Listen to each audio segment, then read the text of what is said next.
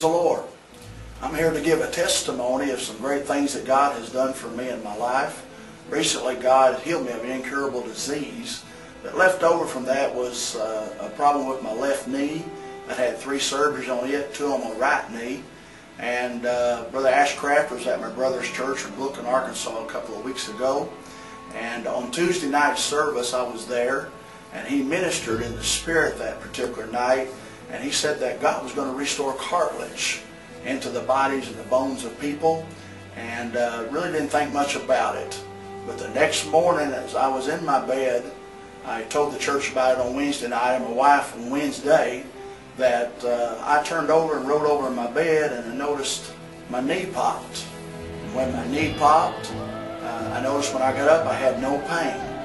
And as I got up and told my wife about it, and went to church that night as well, it come to my mind, I was reminded when Brother Ashcraft had told the church on Tuesday night that God was going to restore cartilage to the knee. I was told by doctors there was very little cartilage left in my left knee.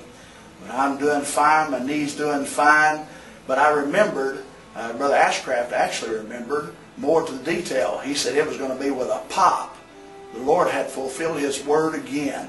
And I do thank God for today, and this is the blessings that God has given to us in our life. God is certainly a great, big, wonderful God. Some people don't believe in miracles and believe a lot of things are coincidence. But when God speaks His word, it always comes to pass.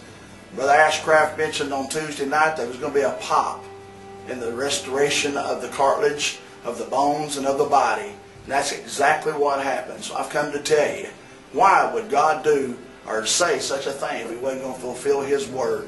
He did just that. Full-time evangelist, doing the work of the Lord.